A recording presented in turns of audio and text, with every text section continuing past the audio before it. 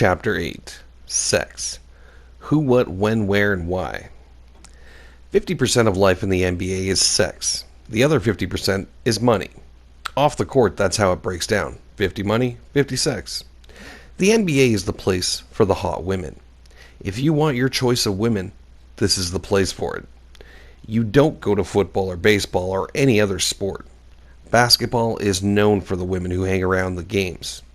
Within sports, this wasn't a secret, but it started getting more attention after Magic Johnson revealed that he was HIV positive. That put the focus on sex in the NBA, and the media started looking at how women consider basketball players the ultimate sex objects. Every city in the league has a group of women who hang around the arenas and know where the players go after the games. They're pros, and a lot of them are sexy as hell. Women love basketball players. They just adore basketball players. They want to fuck basketball players. I wasn't prepared for the sex part of the NBA when I first got into the league. It wasn't even close because there was nothing in my past to prepare me. I had to learn fast though. Everything hit at once.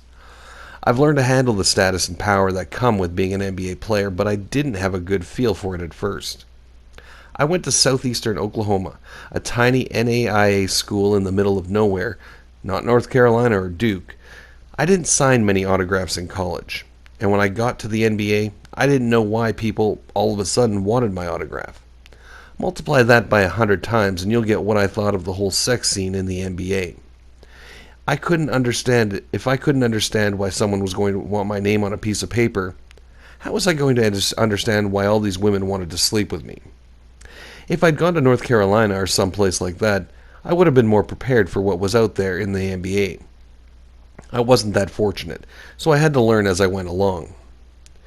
The last few years have turned me into the Madonna of the NBA, the Madonna of the sports world. I don't know how it happened. I'm not the best looking guy around, but people want to fuck Dennis Rodman. It's true for both females and males. This is the ultimate turnaround. When I was a kid, the girls made fun of me and didn't find me attractive at all. I was skinny and small and they thought I was funny looking. Now they all want me. Too many of them want me. I'm still not the most attractive person in the world, but I've overcome that by being the one with the most confidence, the most flamboyance. It's like I don't give a fuck. And girls like that. Not just girls, people like that. Of course, a lot of times women want to sleep with a basketball player just because he's a basketball player. That happens more than anybody outside the sport could imagine. There are women out there who live their whole life around sleeping with athletes. They're the ones you have to watch out for, because a lot of them are always scheming to get money off somebody. It sounds harsh, but I've seen enough of it to know it's not bullshit. I've been through it. It's like a big network out there, and these women find out where players are. They find out what hotels the teams stay in, and they go there and hang out in the hotel bars. There's a whole underground in each NBA city. The women find out the clubs guys like to go to, they know the hotels, and they stick around after games trying to get a player's attention. They're not dumb. They got a whole portfolio out on a player. I've heard about women who cut out the salaries of all the NBA players when they're printed in the newspaper so they can decide who they want to go after. They get all the information they think is necessary, then they target somebody and go after him. It's pretty amazing how involved some of them get in the whole process. There are certain girls throughout the league that everyone knows. They make their way from team to team trying to rack up numbers and maybe find someone who will take care of them. Some players talk among themselves about these women, but I'm not much for that. That's treating someone like a piece of meat, and I don't think that's a good way to talk about someone. As a matter of fact, I'm not interested in the girls who are building up numbers of players they've slept with. Well, you gotta know who didn't. I know the girls talk about players. Who's good in bed, who isn't, but I don't want any part of that. Most of the time, I'm not hanging out where most of the players are anyway. But I've had girls tell me things about other players. That's pretty much an automatic turn-off for me. There's nothing worse than having a girl tell you something happened when she was in bed with another player. Am I supposed to care? Am I supposed to tell somebody else? I wouldn't tell anybody that stuff, and I wouldn't name the players who were mentioned. Any girl who would do that is bad news right off the bat. You get involved with a woman like that, and then you might find yourself in a position you don't want to be in. She might decide to sue you just so she can get some money out of you. Sometimes those girls are desperate. They think this is the way to get money and status, and it's really sad. When it comes to women and what they're after, I can see through a lot of the crap. I've been on the other side where they didn't care about me because I didn't look right or have enough money. Sometimes, when I'm approached by a girl somewhere, I call them out on it. I can have some fun with that. For instance, I was in a bar in Newport Beach the summer after my last year with the Spurs, and I'd had a few drinks, so I was pretty much saying whatever came to mind. This blonde girl, probably about 18, came up to me all giggly and said, "I just love you, Dennis." My hair was fuchsia at the time. I had my nose ring in, 4 earrings, tattoos showing, the whole thing. I looked down at her real seriously and said, "You love me, huh?" "Yeah, I do," she said. "I'm standing here with pink hair, a ring in my nose, all these earrings, darling. Would you love me if I didn't play ball?" She looked at me like she was terrified, smiled a little, and walked away. She thought I was going to say thank you and shake her hand. She didn't know what the hell was wrong with me. I got a late start on sex. I wasn't particularly attracted to girls when I was a teenager. And I got laid for the first time when I was 20 by a prostitute in the projects. I think she did me and my friends for $20, but I never thought of my sex life in the NBA as trying to make up for lost time. That thought never occurred to me. The first time I put on that Pistons uniform, I discovered something. As long as I play ball, I can get any woman I want. If you want to know the truth about it, there it is. If you got money and the status that comes with playing in the NBA, you can get anybody you want. Money is power, and power is money. That first day I slipped on the uniform that said NBA on it, I told myself, you are now in the NBA. I was thinking about it only in basketball terms, but I found out it goes beyond that. The uniform was the ticket to Whoreville and Fuckville and Slutville. That was the ticket to any door in the world to be open to you. You don't need condoms or anything. Just go in there and help yourself. Just go in there and wallow in somebody's bedroom. Sex plays a very important part in my life. I'll admit that. I'm in a position where I can have sex anytime I want sex, so I can turn it on and off in my mind. That's the beauty of it. I'm in charge. I guess you could say. The truth is, I can call a girl and have her over here right now. Give me 15 minutes and I'll have a gorgeous girl. It's just outside there. All of it. The whole world's an open door, and some guys lose their soul trying to knock down every one of those doors. You have to know what's out there, and then you have to visualize what you can get out of it. Who can I get? Is it going to be a good lay? And can I come back and get it again and have it be the same way? An NBA team on the road is similar to a band on tour. Groupies hang around bands. Groupies hang around basketball teams. In music, you've got sex and drugs and money. In basketball, you've got women and money. Sports is very elegant. Basketball players are very elegant. You've got to have your own style and charisma. You've got to have poise and sex appeal. If you have that, women and men look at you and say, "Damn, I want that." I have that style, and a lot of guys want it but can't pull it off. Right now in the NBA, I don't see anybody else pulling it off. I see a lot of guys who are trying to emulate the things that I do. They're trying to add something to what they have, and more than anything, it's fake. More players have tattoos than ever before. More players have earrings. More players are trying to appeal to the Generation X grunge element.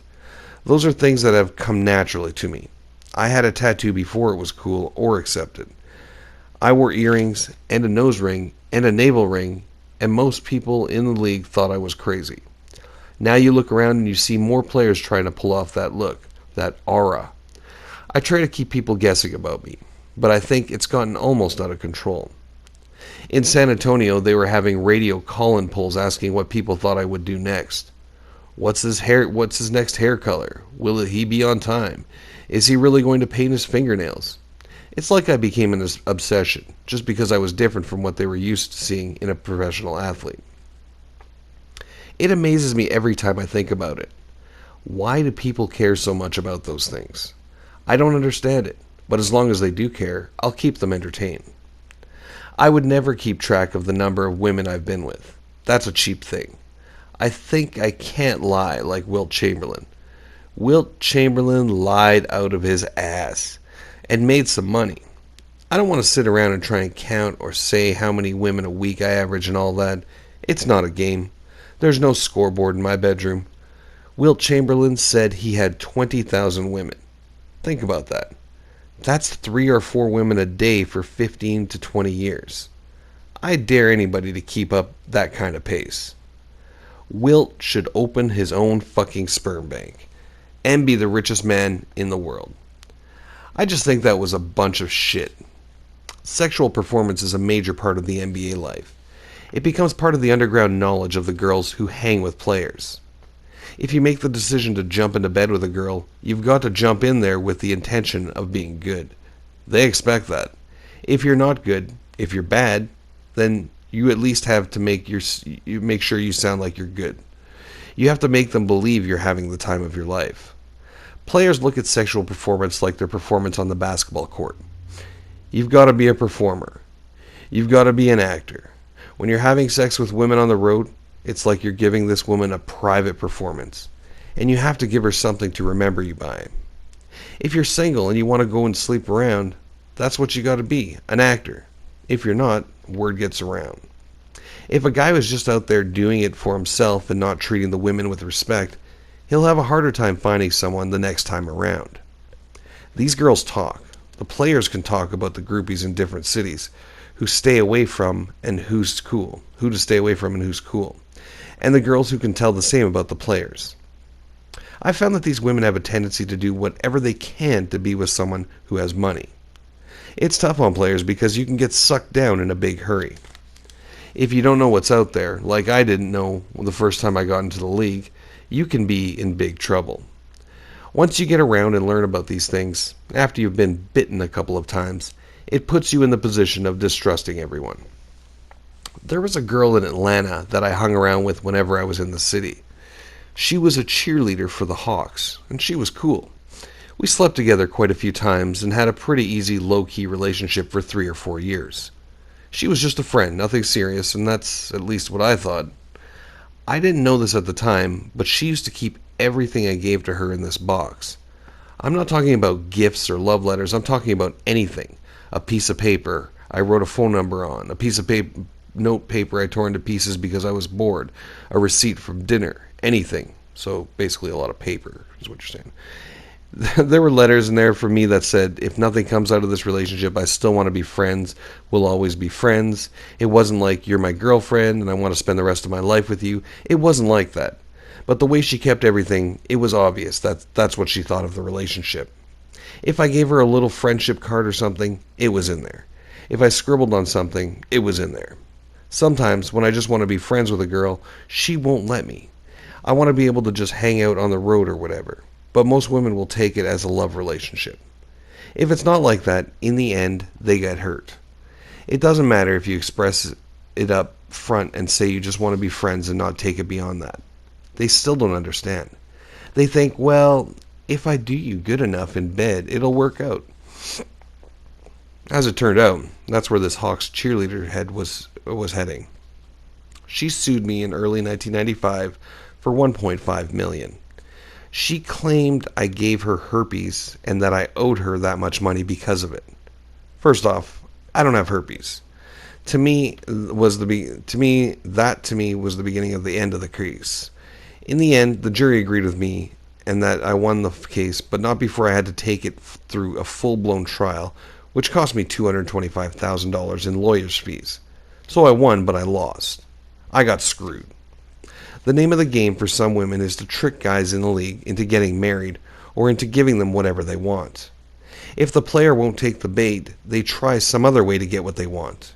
They just want to sleep with an athlete and then make the athlete pay for everything. In this life, that's pretty much an everyday occurrence. I should have known with her probably, but I couldn't see it. I tried to give the girl the benefit of the doubt, and it wasn't like this was a one-night stand. I never suspected that I was being set up. After she filed the suit, she thought she was going to settle out of court. She said, "Okay, Give me 500,000 and I'll forget it. I said, for what? For me not giving you herpes? That's crazy. That's why I took it to court. If I didn't think it was going to win, if I thought she had a case, I would have paid her off to make her go away and keep it out of the newspapers. I think I won the case by going up there and testifying myself. I said, if I did have herpes, and I don't, it's the responsibility of both parties if you decide not to use a condom. It was agreed on her part and on my part that we would not use a condom. It wasn't like I was trying to rape her or hide something from her. She said I wouldn't let her look at me, that it was that it was dark and I took a shower in the dark. All this crazy stuff never happened. The box she kept was brought into evidence too. This got everybody in the courtroom laughing, even the jury. How could a girl that I'm not even seeing seriously be this far out to keep all this crap? I could tell the jury was sitting there, thinking, is this all a frame-up or what? Is she trying to frame him for $1 million? I think the answer to that was yes. That's exactly what it was. I don't know if I really trusted her. I don't really trust anybody. If I want to hang out with a girl, that's great. But I'm not really trusting her. Girls take things too seriously. They say, this guy's really nice to me. I think I want to see him more and more. Sometimes they can't see that it's just friendship. I've had other lawsuits, not counting my divorce. One girl said I was patting her on the ass, and another said I was saying crazy stuff to her. Then there was this woman in Detroit who got $60,000 from me because I dove into the stands after a loose ball and knocked a couple of her teeth out. I think I must lead the league in weird shit. After a while, you know you're going to get this kind of craziness in this business. Petty, stupid stuff, but it's still difficult. It's still hard to look at someone and realize they're living their life to get money from somebody. If I was just some so-called normal person, they wouldn't care if I patted them on the ass or even walked up to them and kissed them. They'd slap me in the face and that would be the end of it. But they see somebody with money and stature and they think, hey, hit me and I better get something out of it. They make it a big deal, whether it's real or not. When there's no money involved, it's different. Money changes everything. It makes people try to make something out of nothing. It gives them a chance to get something the easy way, something they wouldn't normally have. People find it hard to believe that I can make as much money as I have the past 6 years and not have anything saved. They don't realize how much of my money's gone to lawyers. If I hadn't had to pay lawyers over the past 5 or 6 years, I think I'd have $3 or $4 million in the bank right now. The divorce settlement alone will end up costing me something like $2 million. When it comes to women, I hate to admit it, but the first thing I think is they're trying to get something from me. That's always my first thought. All this stuff that has happened to me has made me think that way. Some groupies are fine as hell, very good looking, gorgeous, and some of them are smart. But the only direction some of them have is to sleep with athletes. They make it a goal to sleep with as many of them as they can, hoping they'll find that one that will stick around and provide for them. I didn't know much about this at first. Slowly but surely, I started learning. When I was a rookie, there were guys whispering stuff in my ear like, be careful out there, Dennis, don't go for that. But you pretty much have to learn on your own. You make mistakes, then try not to make them again. Coming out of college, I was innocent. I had no choice but to change to become harder and more cynical. I learned that it's easy to go fuck somebody. It's easy and it's available. You don't have to think about it and it's fun. It's a great feeling. Every guy's dream is to have women out there for the taking, right? But at some point, you've got to ask yourself, am I doing the right thing? Am I actually doing the right thing by sleeping with this person I just met? Sometimes I'll sleep with someone, and right after it's the worst feeling in the world. I'll be lying there thinking, oh shit, damn, what did I do that for? I'll feel like I used someone for sex, and that I cheapened myself in the process. That's not a good feeling. I imagine I'll get married again. There will come a time when I'll want to settle down and check out of this rat race. But if I do get married again, there will have to be an understanding between the two of us. She will have to really understand my history, that I got into a bad situation with Annie, a situation I'll probably pay for the rest of my life. I'm not going to go through that again. I don't care how good looking you are or how fine you are, you're going to have to be totally straight up with me. You're going to have to be in it for the right reasons. You're going to have to be able to hang with me. If I end up back working at the airport, or if I end up working back at the airport, you're going to have to be able to take me after I'm finished playing and the bright lights are turned off. You're going to have to be prepared for that because it's the only way I can deal. When it comes to sex, I think I've heard it all. The wildest thing I get from married couples. They'll come up to me in a bar or after a game, and the man will tell me he wants me to fuck his wife. He wants me to do her while he watches. It's her fantasy and the man's too. The first time I got this proposition was in a club in Dallas. I couldn't believe it. I was blown away. Since then, it's happened many times. A bunch of times in the restroom, for some reason. The husband will follow me in there and ask me to do it. They actually want me to do this. My response to them is simple. Why? Why do you think you want this? They say, my wife wants it. I say, okay, so I guess that makes it all right. My wife really likes you, and I'd like to see you fuck my wife. I look at the guy and say, okay, you want to see me fuck your wife? I'd like to see the expression on your face if I ever did fuck your wife. How would you feel when your wife likes it? I think you'd be standing there saying, oh shit. And then what if she comes up to me and says, I want to do it again without my husband knowing about it? I can't do that. I would never do that. It's not a surprise to me anymore. At the beginning, it was a shock. I was like, what in the hell? God damn, that's crazy. Now it's just part of my life. I'm accustomed to hearing the crazy shit, so it's going to take more than that to shock me. For some couples, their dream is to have something like that, with a famous person in their life. If you're really sexually active, maybe you dream about that. I think every man dreams about having 2 women on him. I think every man would enjoy that, unless he's a priest. That's different than the guy who wants to watch me do his wife, but I think you've got people out there who wish they could have 2 guys and a girl. There's part of society that is into stuff like that. I know it because I've seen it firsthand. Some of the times the husband wants to watch me. That's his fantasy. Then other times the husband wants to participate too. You've got a crazy mess out there, and there are people who are into some really wild stuff.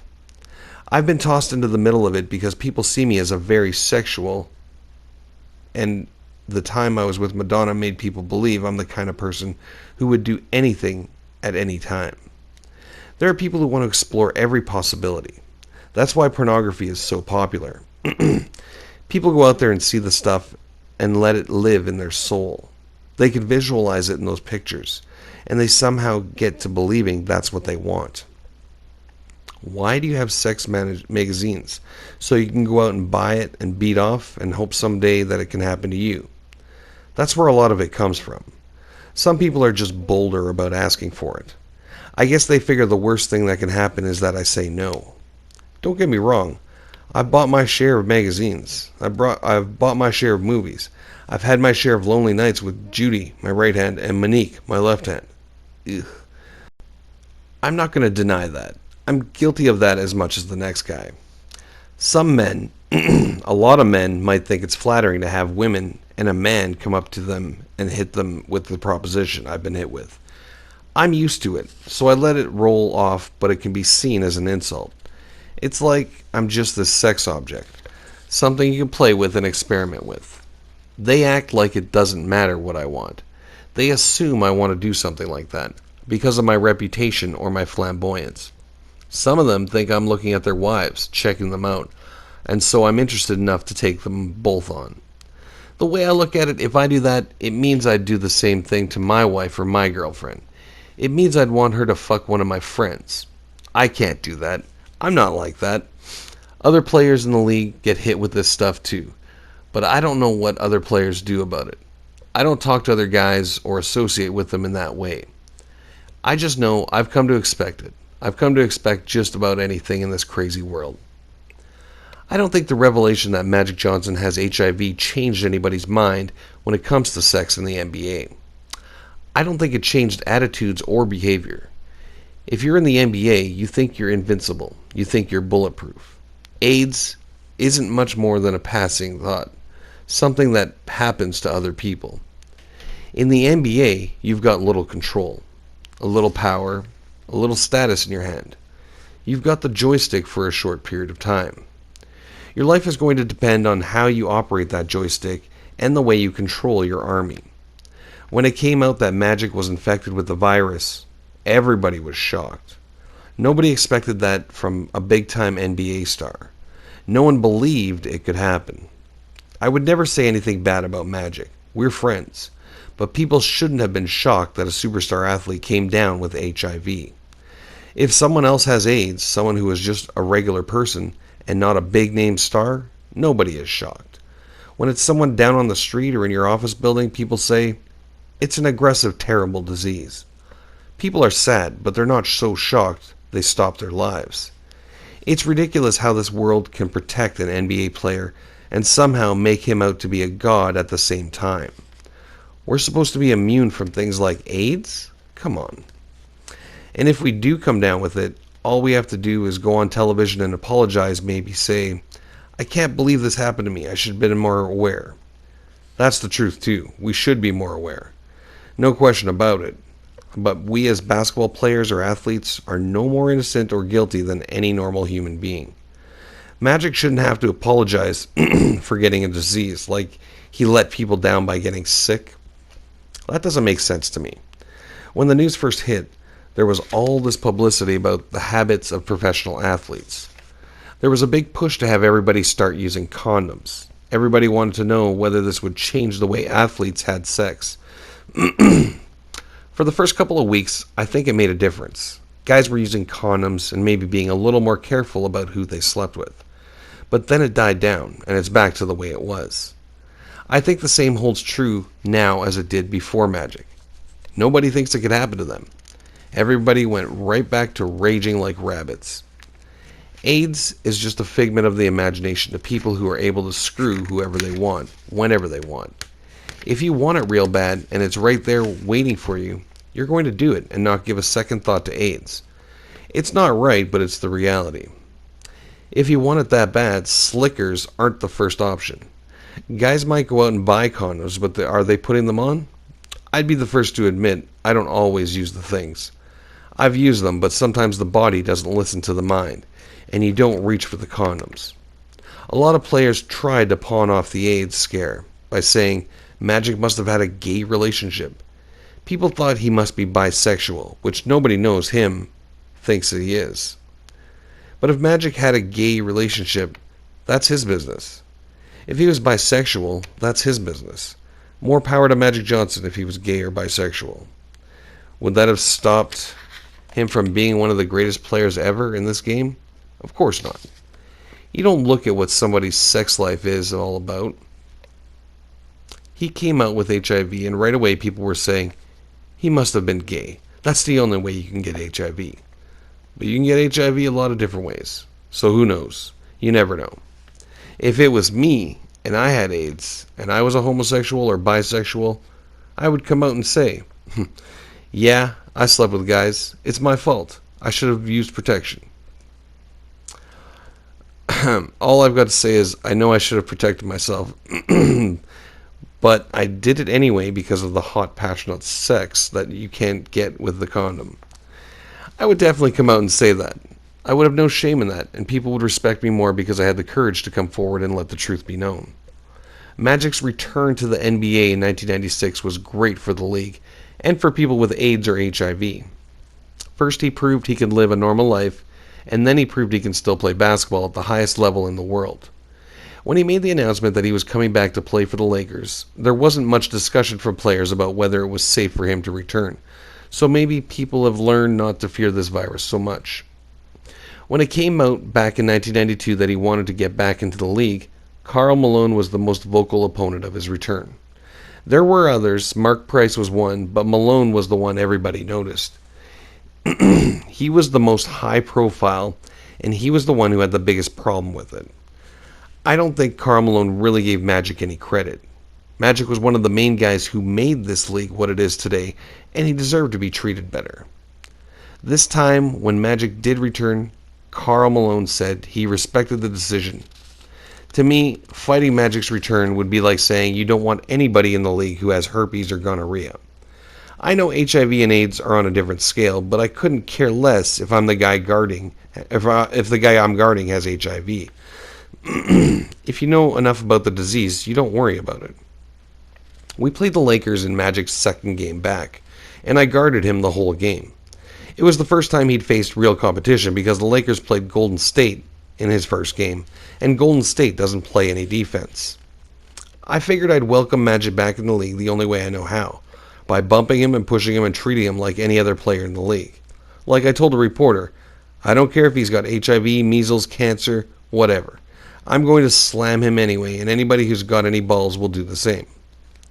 After that game, Magic and Michael Jordan had a big press conference, and they talked about how I muscled Magic and fought him every step of the way. Magic said he appreciated the competition because he knew that was the only way he can get better. Then he said, I think Dennis was trying to give this country a message.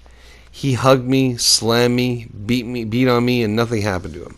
So we don't need to worry about anybody else having anything happen to them. He drove it home when he said, I think we educated a lot of people tonight. I think we did too, but I never gave it a second thought. I hope we did educate some people, the people who might fear the disease for the wrong reasons. If everyone had been better educated about HIV and AIDS, maybe Magic could have made his comeback sooner. Or maybe he wouldn't have had to leave in the first place. When I had the AIDS ribbon colored into my hair during the playoffs in '95, I became the first professional athlete to openly acknowledge the people who have AIDS. I was, without a doubt, the first one to make the statement so blatantly. I did it because I wanted to do it.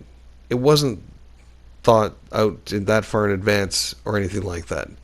I do what I feel at the time, and at that time, I felt like calling attention to people with AIDS. No other athlete had ever expressed his views that publicly, so I went to my hairdresser, who is gay, and told him to dye my hair green and dye the red AIDS ribbon into the back of my head. I figured, let's put it on TV and recognize it. Let all the AIDS victims know they're recognized and respected by Dennis Rodman. I didn't hear anything from the NBA on that one. There's nothing they can say to me for doing something positive for people who are suffering. I didn't hear anything negative, and I didn't hear anything positive. People would come up to me and say, hey, that's pretty cool the way you showed you care about people with AIDS. I also heard from a lot of people with AIDS after that. They just wrote to let me know they appreciated the gesture and were glad somebody in my position was out there thinking about them. My teammates didn't say anything. Of course, they probably figured I was just off in my own universe again. There is a lot of homophobia in sports, and those barriers need to be broken down. Those people didn't do anything wrong to get this disease. They didn't try to get it. They didn't want people to get it. It sounds stupid to have to say, but people with AIDS are not bad people. AIDS has taken some of the enjoyment out of sex. If you're responsible, you've always got to worry about who has it. During the 60s, people fucked like rabbits. In the 70s, it was the same way. Now in the 80s and 90s, if you're going to sleep with somebody, you've got to go in there with a Brillo pad and scrub a layer of skin off to make sure they don't have anything contagious. I worry about AIDS. You have no choice but to worry about AIDS. It's out there.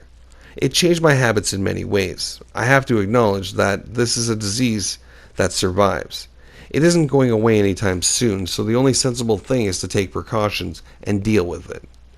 AIDS is a big issue in the NBA simply because sex is such a big issue in the NBA. Players get into the league and they're interested in two things, money and pussy. Management, coaches, the league, they know guys are going to go out and fuck. They know guys are going to go out and find any girl they can. It's not going to be hard either. They're going to find girls that are sexy as hell, good looking, sweet, all that. And they're not going to think for a second about the consequences. I put it like this. I know I've done it. I've jumped in bed with a barrage of women without even thinking about wearing a condom. I've gone from bed to bed. I hadn't had a lot of girls, not like Wilt Chamberlain claimed to have, but I know what it's like to just go jump into bed with a girl. I know what it's like to fuck without even thinking about anything. And now, even with Magic, I don't think habits in the NBA have changed. It's not like Magic sounded this big alarm that everybody heard. Unprotected sex is not uncommon at all. Everybody's aware of what AIDS is all about. The league informs and educates players. The only question is, do the players think it might happen to them? In the NBA, I'd say the answer is no. I don't think most guys believe it can happen to them. It all goes back to fame and ego. When you're in the NBA, you have everything. It's not the real world. You've got money, attention, women. Somebody picks up after you. You stay in all the best hotels. You're invincible. You can't die. You can't get AIDS. So you don't have to protect yourself. You just keep doing what you're doing.